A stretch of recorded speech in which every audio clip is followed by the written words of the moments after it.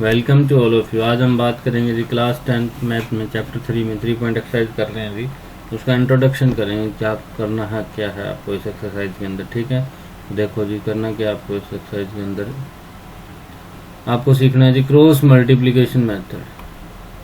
क्या सीखना पड़ेगा जी?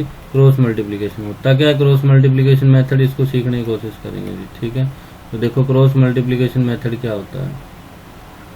ठीक है, क्रॉस मल्टीप्लिकेशन मेथड समझने से पहले आपको एक चीज़ समझनी पड़ेगी जी।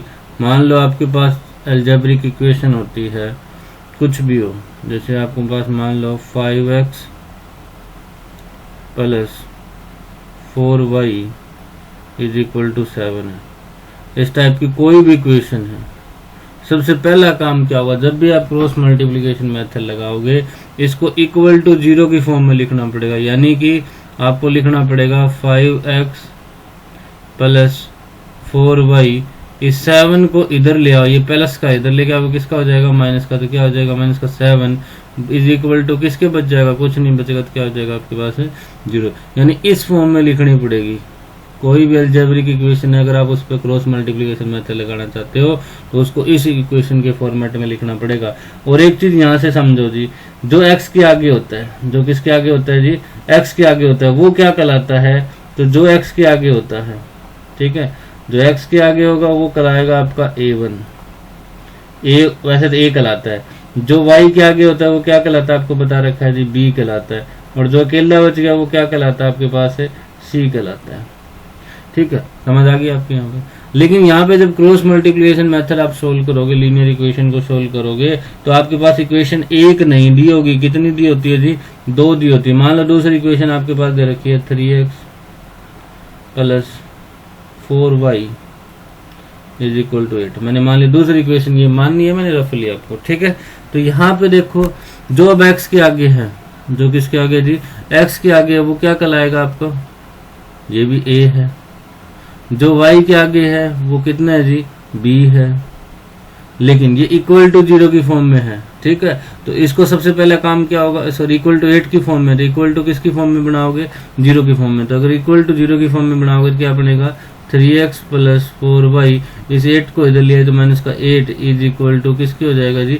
0। अब बताओ यहाँ से a1 कितना हो गया? a कितना हो गया आपके पास? सॉरी 3। b कितना हो गया आपके पास? 4। और c कितना हो गया आपके पास? -8। समझ आ गई आपको वैल्यू? ठीक है, तो देखो दो इक्वेशन होंगी तो दोनों में a नहीं रख सकते, इसलिए हमने क्या करा, जो पहली इक्वेशन उसके नाम रख लिए a1 b1 c1। जो सेकंड इक्वेशन होगी उसके लिए नाम रख लिए a2 b2 और c2। यहाँ तक कोई डाउट आपको? ठीक है, जो पहली इक्वेशन थी उसके लिए a1 b1 c1 लिख लिया, दूसरी के लिए a2 b2 c2 लिख लिया। अब क्या होता है जी, सबसे पहला काम आपको यही पता होना चाहिए कि a1 की वैल्यू कितनी है, b1 की वैल्यू कितनी है। तो यहाँ a1 की वैल्यू बताओ कितनी है? a1 की वैल्यू है 5। b1 की वैल्यू बताओ कितनी है? 4। b1 है y के आगे है, जो c1 अकेला बच गया वो है कितना है? c1 -7। इसी तरह दूसरी इक्वेशन बताओ, a2 की वैल्यू कितनी होगी? 3। b2 की वैल्यू सेकंड इक्वेशन में कितनी होगी? 4। और c2 की वैल्यू सेकंड इक्वेशन में कितनी हो जाएगी? -8। आई होप आपको यहाँ तक समझ आ गया होगा। तो हमारा सबसे पहला काम क्या होगा जी? सबसे पहला काम होगा a1 b1 c1 और a2 b2 c2 की वैल्यू निकालो। ये क्रॉस मल्टीप्लिकेशन में सबसे पहला काम होगा आपका कि a1 b1 c1 और a2 b2 और c2 की वैल्यू निकालो। एक और एग्जाम्पल लेके देखते हैं जी हम, वहां से आपको और क्लियर हो जाएगा। मान लो मेरे पास दो इक्वेशन और दे रखी थी, 3x minus 7y is equal to -9। दूसरी इक्वेशन दे रखी थी, मान लो 2y plus 3x is equal to 0 दे रखी। मान लिया आपने, ये मान लिया आपने जनरल इक्वेशन। सॉल्यूशन निकलेगा कि नहीं निकलेगा वो मैटर बाद का है। मान लिया आपने ये इक्वेशन थी आपके पास। ठीक है, एक मान लिए है, एक मान लिए। तो सबसे पहला काम क्या होगा? इक्वल टू 0 की फॉर्म में लिखो। तो इसी इक्वेशन को आप क्या लिख सकते हो? 3x माइनस 7y, इस 9 को इधर ले आओ तो किसका हो जाएगा? इधर माइनस का, इधर प्लस का हो जाएगा, इक्वल टू क्या हो जाएगा? 0। ठीक है, इसी तरह इस इक्वेशन को भी लिखो तो 2x, सॉरी ये आपका क्या है? 2y है। ठीक है, 2 वाई प्लस 3x इस जीरो का ये इक्वल टू जीरो की फॉर्म में है तो इसको लिखने की कोई जरूरत है नहीं। अब बताओ ये इस इक्वेशन के लिए लिखो a1 b1 c1। a1 की वैल्यू बताओ, a1 है जो x के आगे कौन बैठा हुआ जी 3, तो a1 की वैल्यू कितनी आ जाएगी 3। b1 कौन है जी जो y के आगे बैठा हुआ, y की वैल्यू कितनी आ जाएगी -7, b1 की वैल्यू आ गई -7। c1 होगा जो अकेला बैठा हुआ है, वो कौन बैठा हुआ अकेला 9। इसी तरह इसमें वैल्यू बताओ जी a2 की वैल्यू बताओ। यहाँ ध्यान देना आपको, a2 कौन सा होगा जो x के आगे बैठा हो, ना कि आप 2 बताओगे क्योंकि 2 तो y का कोफिशिएंट है और ठीक है, तो ये x के आगे बैठा हुआ तो कौन बैठा हुआ 3, तो ये कहलाता है कोफिशिएंट। a2 की वैल्यू आ गई 3, b2 की वैल्यू क्या होगी जो y के आगे बैठा है यानी y का कोफिशिएंट कौन है 2 है। c2 जो अकेला है कोई है ये अकेला कांस्टेंट टर्म 0 है, ठीक है ही नहीं कुछ और तक के, तो कितनी हो जाएगी आपके पास है 0। ठीक है, आई होप आपको यहाँ तक समझ आ गई होगी बात। यानी आप समझना चाहो तो आपके पास क्या है जी, अगर आप देखना चाहो तो क्या आपने क्या लिखा a1 क्या है या a क्या है, a होगा जी कोफिशिएंट ऑफ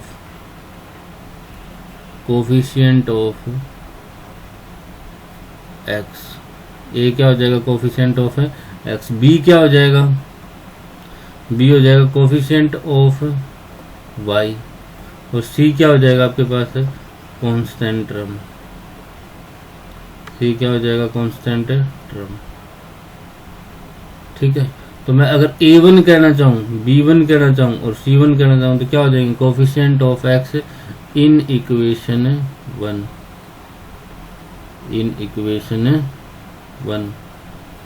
और b1 की वैल्यू बताऊं तो मैं क्या हो जाएगी इन इक्वेशन, ये भी 1 ही हो जाएगा coefficient of y in equation 1।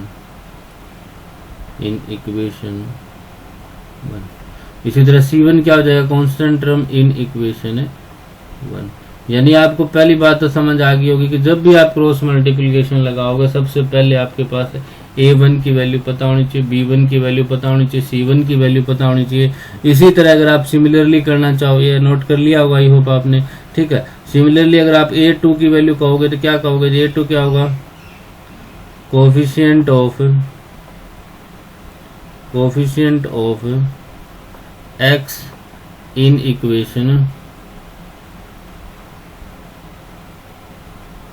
Equation 2। ठीक है, अगर आप b2 की वैल्यू कहना चाहो तो क्या हो जाएगी coefficient of y in equation 2। c2 की वैल्यू बताओ क्या हो जाएगी कोफिशिएंट ऑफ, नहीं सॉरी कोफिशिएंट नहीं आएगा, कांस्टेंट टर्म। c1 c2 क्या होती है आपकी कांस्टेंट टर्म होती है, तो लिखोगे आप constant term in equation second. समझ आ गई होगी आपको a1 b1 c1 a2 b2 और c2 क्या है आपके। अब हम चलते हैं जी क्रॉस मल्टीप्लिकेशन मेथड क्या कहता है आपका। देखो अब हम बात करेंगे जी क्रॉस मल्टीप्लिकेशन मेथड के अंदर करना क्या है आपको। सबसे पहले एक तरीका है जिसको करने का, मैं जनरल तरीका बताता हूँ आपको। आप लिखो जी x, क्या लिखोगे x, एक लिखो y और एक लिखो 1, हर बार लिखने हैं ये। क्रॉस मल्टीप्लिकेशन मेथड लगाओगे तो क्या लिखोगे x y और 1 लिखोगे। ठीक है, उससे पहले एक चीज समझो आप, ठीक है। मैं यहाँ बता देता हूँ आपको, यहाँ बता देता हूँ। देखो a1x plus b1y plus c1 is equal to 0, ये पहली इक्वेशन की जनरल फॉर्म मान सकते हो आप। दूसरी इक्वेशन के लिए क्या कहोगे a2x plus b2y plus c2 is equal to 0, ये हो जाएगी सेकंड इक्वेशन। ठीक है, अब आपने यहाँ लिखा जी x, क्या लिखा यहाँ पे x। देखो x अगर आपने लिख ही दिया, अगर आपने क्या लिख दिया जी x लिख दिया मान लो, तो बाकी और कौन कौन बच गए वो लिख दो। बाकी b1 बच गया, b2 बच गया, c1 बच गया और c2 बच गया। क्या बच गया आपके पास है b1 b2 और c1 c2, इनको x के नीचे लिख दो b1। ठीक है, क्या लिखोगे आप b1, नीचे क्या लिखोगे b2 और यहाँ क्या लिख दोगे c1 और क्या लिख दोगे जी c2। एक्स के नीचे लिख दिया, ठीक है। इसी तरह अब आगे देखो जी, वाई के नीचे क्या लिखोगे आप? जब आपने वाई लिख दिया, क्या लिख दिया? जब आपने वाई लिख दिया तो क्या होगा जी?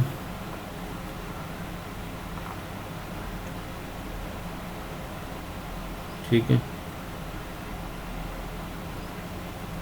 एक मिनट देखो, यहाँ क्या था? a1x plus b1y, a2x plus b2y। जब आपने y लिख दिया तो y लिखने के बाद क्या होगा? देखो, अगर आपने y लिखा, ये लिख दिया, y वाले टर्म तो लिख ही दिया आपने, y ऊपर लिख दिया ना, सिंपल y लिखना आपको, लिखना इधर से शुरू करना है आपको। जैसे आपने x लिखा था तो पहले आपने b1 लिखा था, फिर c1 लिखा था, तो इसी तरह इधर कौन आएगा? सबसे पहले c1 c2, y के नीचे क्या आ जाएगा? c1 c2, एक तो आ गया। फिर वापस यहाँ खत्म होगी बात, वापस यहाँ आ जाओ तो क्या आ जाएगा? दूसरा a1 a2, कोफिशिएंट लिखने। अब 1 के नीचे देखो क्या लिखोगे? 1 का मतलब है जी कांस्टेंट टर्म, क्या आपके पास है? Constant term. ये हटा देता हूँ आपको एक बार, ठीक है। आई होप आपको समझ आ रहा हो। अगर समझ आ रहा हो, वीडियो अच्छी लगे तो लास्ट के अंदर आपको जी चैनल को सब्सक्राइब जरूर करना है। अगर पहली बार देख रहे हो, लाइक जरूर करनी है वीडियो को, और कमेंट करके जरूर बताया करो जी कैसा लगता है आपको। अब देखो जी, 1 लिख दिया आपने। अब 1 लिखने के बाद क्या होगा? 1 का मतलब होता है कांस्टेंट टर्म लिख दिया आपने। क्या लिख दी? Constant term. शुरुआत इधर से लिखने की करनी थी, लेकिन इधर तो इक्वेशन ही खत्म होगी, तो वापस इधर आओगे तो सबसे पहले कौन आएंगे आपके? a1 a2। क्या आएंगे जी? a1 a2। फिर उसके बाद बताओ क्या आएगा?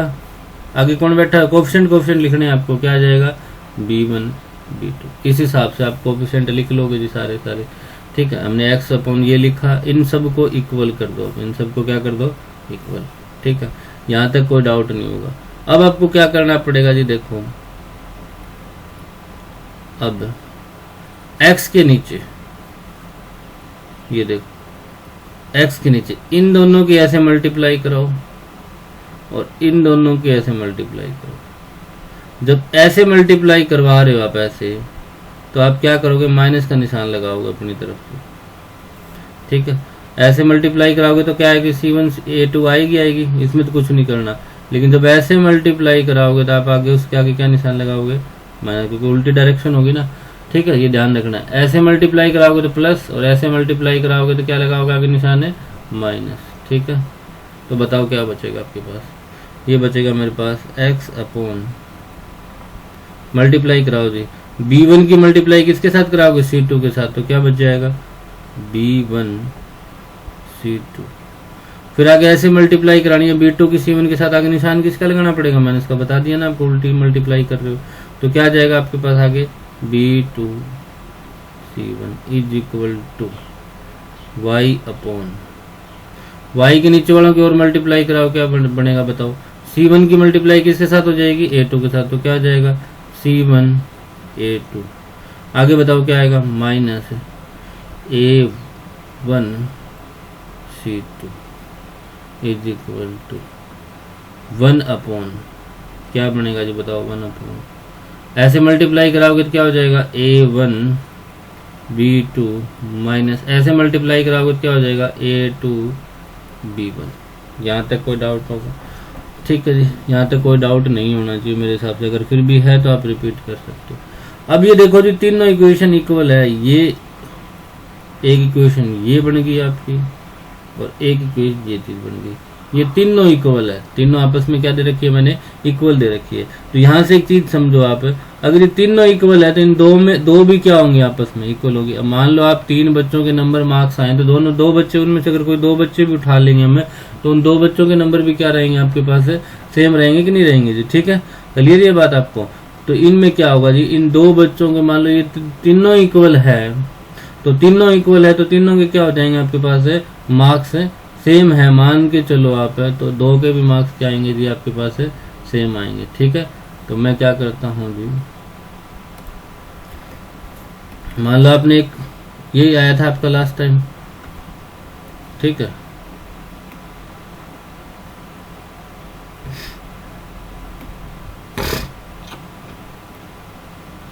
अब आपको क्या करना होगा जी? देखो, ये तीनों चीज आ गई आपकी इक्वल।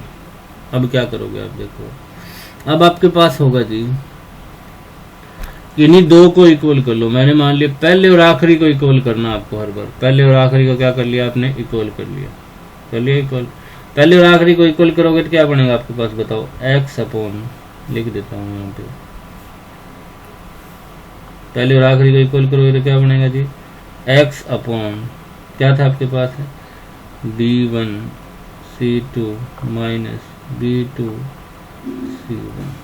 ठीक है, ये आपके पास एक्स्ट्रा चीज अगर आप बताना चाहो तो बता भी सकते हो। ठीक है, ये चीज एक्स्ट्रा आपके पास इज इक्वल टू, किसके इक्वल होगा आगे बताओ। जब आपने इसको इक्वल कर ही लिया पहले और आखिरी को, तो पहला तो ये आ गया x अपॉन b1 c2 इन 2 में, सॉरी गलती हो गई यहाँ से। ठीक है, b2 c1 है, मल्टीप्लाई में माइनस का निशान नहीं है। ठीक है, दोबारा लिख लेते हैं, एक minute, b1 c2 minus b2 c1 is equal to, last बताओ क्या करा, 1 upon a1 b2 minus a2 b1। ठीक है, ऐसा करने से क्या होगा, अब मान लो इन दो को आपने क्या कर दिया, इक्वल कर दिया कि नहीं कर दिया। अब अगर यहाँ से दो को इक्वल कर दिया आपने, तो यहाँ से आप x की वैल्यू निकाल सकते हो। देखो ये x को तो रखो यहीं पे, x को तो रखा यहीं पे, इज इक्वल टू, ये डिवाइड में ये कहाँ चला जाएगा, इधर मल्टीप्लाई में, तो 1 के साथ मल्टीप्लाई करोगे तो ये आएगी। तो x की वैल्यू क्या आएगी, b1 c2 minus b2 c1, और इसके अपॉन कौन बैठा हुआ है जी, इसके अपॉन बैठा हुआ है a1 b2 minus a2 b1। ये आ गई थी x की वैल्यू। ठीक है, किसकी वैल्यू आ गई थी आपके पास है, ये x की वैल्यू आ गई। आई होप आपको समझ आ गई होगी जी। ठीक है, इन दो को इक्वल किया, क्रॉस मल्टीप्लाई करने के बाद वैल्यू आ गई आपके पास। जनरल चीजें चल रही है जी आपकी। अब अगर y की वैल्यू निकालनी है, किसकी वैल्यू निकालनी है, y की, तो मैं इन दोनों को इक्वल करूंगा जी। y की वैल्यू के लिए आप क्या करोगे, इन दोनों को इक्वल करोगे, तो वैल्यू बताओ क्या आएगी, y अपॉन क्या आपके पास, c1 a2 minus a1 c2 is equal to 1 upon a1 b2 minus a2 b1। ठीक है, इसी तरह अगर यहाँ से अगर आप ये y को तो यहीं रखो, इस y को तो यहीं रख लिया, y को यहीं रख लिया, डिवाइड में ये कहाँ चला जाएगा, मल्टीप्लाई में, 1 के साथ मल्टीप्लाई करोगे तो वही बनेगा। तो क्या आ जाएगा आपके पास है, c1 a2 minus a1 c2 upon a1 b2 minus a2 b1। ये बन गई जी y की वैल्यू। ऐसे आपको x की वैल्यू निकालनी है और y की वैल्यू निकालनी है। ये जर्नल इक्वेशन था आपका। ठीक है, अब मैं आपको कहोगे इतना बड़ा ये याद कैसे रखें फार्मूला, ये फार्मूला बिल्कुल आसान है जी याद रखना। ये फार्मूला भी क्या बिल्कुल आसान है। देखो मैं आपको याद कराने का तरीका बताता हूँ। याद आपको कैसे रखना है जी, देखो याद ऐसे करना है आपको। आपके पास दो इक्वेशन थी, कौन कौन सी थी बताओ, a1x plus b1y plus c1 is equal to 0, पहली इक्वेशन ये मान। दूसरी क्या मानी थी आपने, a2x plus b2y plus c2 is equal to कितनी थी, 0। ठीक है, ये दो इक्वेशन थी। अब अगर मुझे x की वैल्यू निकालनी है, किसकी वैल्यू निकालनी है, x की वैल्यू निकालनी है। ये x हो गया। एक बार x लिख रहे हो तो आप आगे वाला लिखना भूल जाओ, इसके आगे क्या है आप आगे वाला लिखो। आगे वाला एक आगे क्या है, b1, x की वैल्यू क्या होगी, b1। अगर b1 लिख दिया तो लिखना पड़ेगा जी c2। क्या लिखना पड़ेगा, c2। ऐसे निशान मार लिया। अब ऐसे और निशान मारोगे तो क्या होगा आपके पास है, माइनस का निशान लगाना पड़ेगा, b2 c1 अपॉन, अपॉन दोनों के सेम आएगा। पहले में आएगा a1 b2 minus b1 a2। ये याद रख लो, x की वैल्यू होगी याद आपके पास, अपॉन में दोनों के सेम आएगा, याद रख लो। y की वैल्यू निकालनी है आपको, y तो ये रहा, ये y है कि नहीं है। तो y से आगे वाले बताओ कौन है, y से आगे वाला कौन है, c1 है। कौन है जी, c1। तो c1 लिखो। c1 के साथ कौन आएगा, अब c1 के साथ आएगा, पीछे चलोगे वापिस है तो c1 के साथ आएगा a2, c1 है a2 माइनस क्या हो जाएगा, a1 है c2 अपॉन, अपॉन में वही आएगा आपके पास a1 b2 minus b1 a2। ठीक है, ये आगे किसकी वैल्यू, y की वैल्यू। ठीक है, आई होप आपको यहाँ तक कोई डाउट नहीं होगा।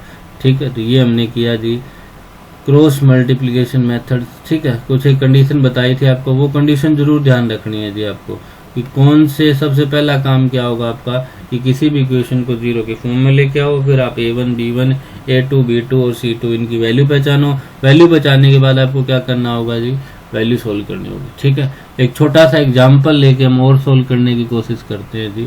एक छोटा सा एग्जाम्पल से देखो, ये एग्जाम्पल मान लो आपके पास ये एग्जाम्पल है 5x + 3y = 42।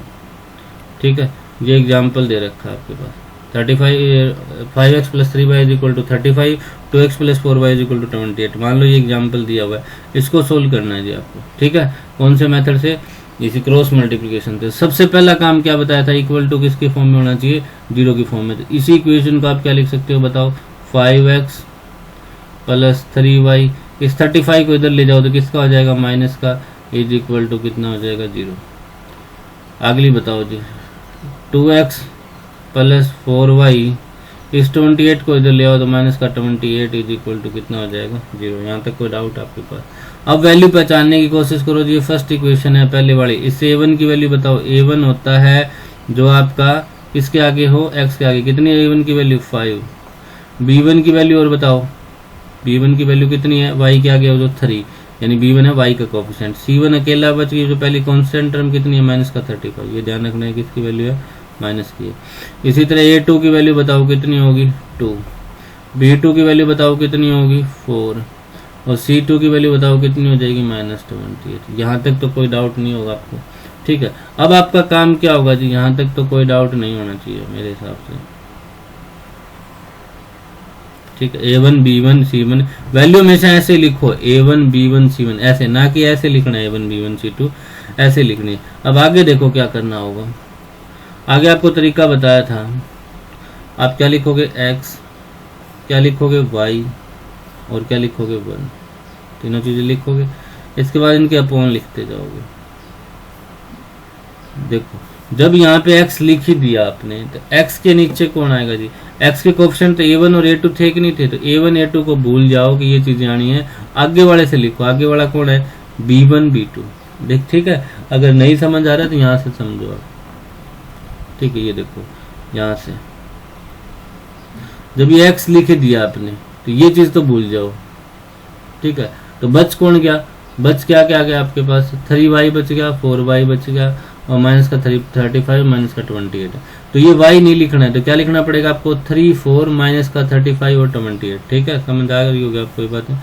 जब ये आप x लिख ही रहे हो तो x वाला तो लिखना ही नहीं, आगे वाले लिखने। तो आगे वाले क्या है, 3y - 35, 4y - 28। तो आपको 3y नहीं लिखना, 3 लिखना है, कोफिशिएंट। यहाँ क्या लिखना है, 4, यहाँ क्या आएगा, -35, यहाँ क्या आ जाएगा, -28। समझ आ गया आपको ये बात। ठीक है, यानी x अपॉन क्या आएगा आपके पास, x अपॉन आएगा आपके पास, देख लिया होगा आपने, 3, यहाँ आ जाएगा 4, यहाँ आ जाएगा आपका माइनस का 35, यहाँ आ जाएगा माइनस का 28 = अब देखो y वाले के नहीं, y लिख दिया आपने। जब y लिख दिया आपने, y लिख ही दिया आपने, तो y वाला तो भूल जाओ, ये चीज तो आनी नहीं है, ये तो भूल गया आप। y वाले की लिखने की शुरुआत करनी है आपको इधर से, आगे से। लिखने की शुरुआत कहाँ से करनी है, आगे से शुरुआत करनी है। तो आगे कौन बैठा हुआ है, माइनस का 35 माइनस का 28। फिर वापिस आओगे यहाँ पर तो क्या आ जाएगा, 5 और 2, यानी पहले आएगा माइनस का 35, फिर माइनस का 28, और फिर क्या आएगा, 5 और 2 आएगा जी। ठीक है, क्लियर ये बात।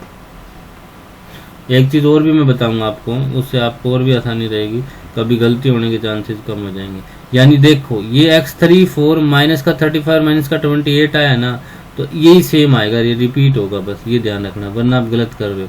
यानी ये भी आया था हमारा, माइनस का 35 आया था, फिर माइनस का 28 आया था, फिर आपके पास क्या आया था, 5 और 2 आया था।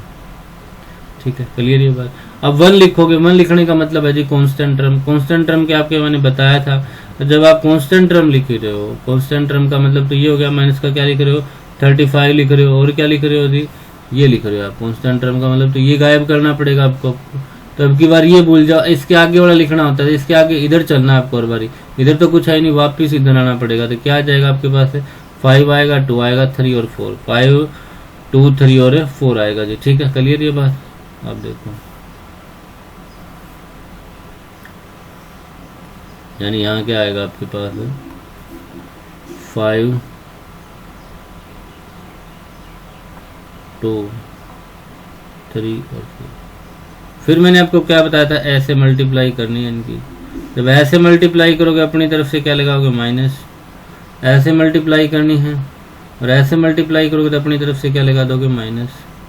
ऐसे मल्टीप्लाई करोगे तो आएगा जो आंसर वही, और ऐसे मल्टीप्लाई करोगे तो अपनी तरफ से क्या लगा दोगे, माइनस। ठीक है, आई होप आपको यहाँ तक कोई डाउट नहीं होगा। अब करो जी मल्टीप्लाई इनकी। तो जब आप मल्टीप्लाई करोगे तो क्या होगा आपके पास, देखो x अपॉन 28 की मल्टीप्लाई 3 से करी। ठीक है, तो 3 8 जा कितना हो जाएगा, 24। 3 8 जा कितना हो जाएगा आपके पास है 24। कैरी चलेगी 2, 3 2 जा 6 और 2 कितना हो जाएगा 8 माइनस का, क्योंकि ये निशान किसका है जी, आगे माइनस का है ना निशान ये। तो ये माइनस ये प्लस मल्टीप्लाई तो माइनस आएगी। इसकी मल्टीप्लाई करो, कितनी आएगी, 4 5 जा आ जाएगा 20। कैरी चलेगी आपके पास 2, 4 3 जा हो जाएगा 12 और 2 कितना हो जाएगा 14। और ये देखो ये किसका निशान है, माइनस का आएगा तो माइनस का, लेकिन अपनी तरफ से भी क्या लगाना होता है हमें, माइनस। तो किसका हो जाएगा ये, प्लस का। Is equal to y upon, यहाँ देखो 35 इंटू 2 करोगे तो कितना आएगा 72, और आगे निशान किसका, माइनस का, इसलिए माइनस का आ गया ये। 28 गुना 5 करोगे 8 5 जा हो जाएगा 40। कैरी चली जाएगी 4 और 5 गुना 4 कितना, 5 गुना 2 कितना हो 10 और 4 कितना हो जाएगा आपके पास है 14। ठीक है, अब ये किसका आएगा, ये माइनस है और यहाँ अपनी तरफ से और माइनस लगाना होता है, तो माइनस माइनस क्या हो जाएगा, प्लस। माइनस माइनस क्या हो जाएगा जी, प्लस। आई होप आपको समझ आ गया होगा ये बात। ठीक है, क्लियर यहाँ तक, कोई दिक्कत नहीं होगी जी। 1 अपॉन, आगे मल्टीप्लाई करो, 5 इंटू 4 कितना आ जाएगा 20। अब 3 इंटू 2 होगा 6 और अपनी तरफ से लगाना होता है माइनस, तो आगे कितना आ जाएगा माइनस का 6। क्लियर यहाँ तक।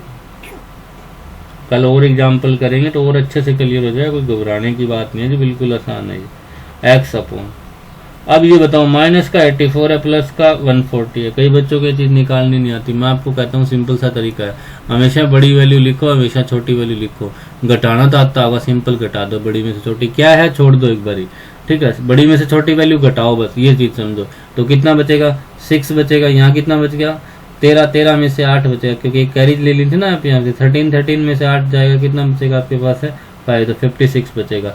अब आंसर किसका आएगा ये देखना है आपको। तो आंसर वो आएगा जो बड़ी वैल्यू के आगे निशान है। बड़ी वैल्यू के आगे निशान किसका है, बड़ी वैल्यू 140 होगी, 140 के आगे निशान किसका है, प्लस का। तो आंसर किसका आएगा, प्लस का। तो आंसर कितना आ जाएगा 56। समझ आ गया आपको ये बात, क्लियर, कोई डाउट नहीं होगा जी यहाँ तक। तो ठीक है,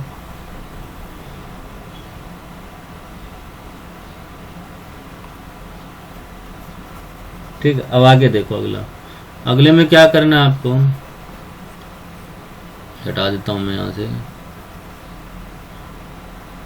अब देखो जी नेक्स्ट, y अपॉन, ये बताओ कितना आएगा, ये प्लस का 140 माइनस का 70, तो कितना बचेगा 70 इज इक्वल टू 1 अपॉन, ये बताओ जो 20 माइनस 6 कितना आएगा 14, कितना आ जाएगा 14। ये तीनों चीज बराबर आ गई कि नहीं आ गई, यहाँ तक आ गया क्वेश्चन सबको समझ में।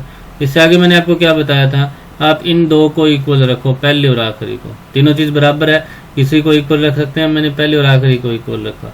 तो जब आप पहले और आखिरी को इक्वल रखोगे तो आपके पास क्या होगा, x upon 56 is equal to 1 upon क्या हो जाएगा 14। ये 56 डिवाइड में इसको मल्टीप्लाई में ले जाओ, तो अगर मल्टीप्लाई में ले जाओ इधर x बचेगा आपके पास 56 और नीचे कौन बैठा हुआ है 14, कितने पे कटेगा 4 पर। x की वैल्यू बताओ कितनी आ गई, x इज इक्वल टू आ गया 4। ठीक है, इसी तरह इन दोनों को इक्वल करो, y की वैल्यू आ जाएगी दूसरे और आखिरी को, y upon 70 is equal to y upon 70 is equal to 1 upon 40। ठीक है, क्या आएगा आपके पास, y की वैल्यू आ जाएगी, ऊपर चला जाएगा 17, नीचे आ जाएगा 14। कट रहा है जी 2 से 7 पे, यहाँ कट रहा है 35 पे। 2 से ऊपर नीचे काट दिया तो y की वैल्यू बताओ कितनी आ गई, 35/7। ठीक है, आई होप आपको यहाँ तक समझ आ गया होगा, कोई दिक्कत नहीं होगी। तो ये x और y की वैल्यू होगी। तो ठीक है, ये था आपका क्रॉस मल्टीप्लिकेशन मेथड। करना है आपको बिल्कुल। कल हम इसके क्वेश्चन और ट्राई करेंगे नेक्स्ट वीडियो से, तो आपको और अच्छे से क्लियर हो जाएगा जी। ठीक है, आई होप आपको इतना ज़रूर अच्छे से समझ आ गया होगा, सबको कोई दिक्कत नहीं होगी। ठीक, अब आगे देखो आप, यहाँ तक ही करना है जिस वीडियो में। ठीक है, एक चीज़ और समझनी है आपको, बस आपको ये तो पता लग गया होगा कि A1 क्या है, B1 क्या है, C1 क्या है। ठीक है, तो ये 3 कंडीशन आपको मैंने शुरू में इंट्रोडक्शन में भी बताई थी, आपको फिर दोबारा बता देता हूँ, बड़ी इंपॉर्टेंट है, इस एक्सरसाइज में काम आएगी। पहले A1/A2 निकालो, अगर B1/B2 को निकालो, अगर दोनों इक्वल नहीं आ रहा है तो क्या आता है जी, यूनिक सॉल्यूशन। क्या आता है, यूनिक सॉल्यूशन। ठीक है, ये बताई भी आपको। अगर A1/A2 निकालो, B1/B2 निकालो, C1/C2 निकालो, अगर तीनों इक्वल आ जाते हैं तो क्या कहलाते हैं, इनफाइनाइट मैनी सॉल्यूशन। ये नोट कर लेनी है आपको। और ये दोनों आ जाएं तो आपको मैंने बताया था क्या होती है इक्वेशन, कंसिस्टेंट होती है। क्या होती है, कंसिस्टेंट। ठीक है, अगर आपके पास A1/A2 = B1/B2 not equal to C1/C2 आ जाए तो क्या होगा आपके पास, ये कंडीशन आ जाए तो क्या होगा, there is a no solution. इस कंडीशन को क्या कहते हैं हम, इनकंसिस्टेंट। तो ये 3 इक्वेशन आपको अच्छे से याद होनी चाहिए। पहली क्या थी, A1/A2 क्या हो, B1/B2 के नॉट इक्वल हो तो unique solution. A1/A2 = B1/B2 = C1/C2 हो तो क्या होगा, इनफाइनाइट मैनी सॉल्यूशन। ये भी बताया था मैंने आपको, अगर ये दोनों चीज हो तो लाइन क्या होती है, इंटरसेक्टिंग। ये दोनों चीज हो तो लाइन क्या होती है जी, कोइंसिडेंस लाइन। और ये दोनों चीज हो तो लाइन क्या होती है, पैरेलल। ठीक है, तो ये चीज आपको अच्छे से याद रखनी है जी। ठीक है, नोट कर लीजिएगा इसको।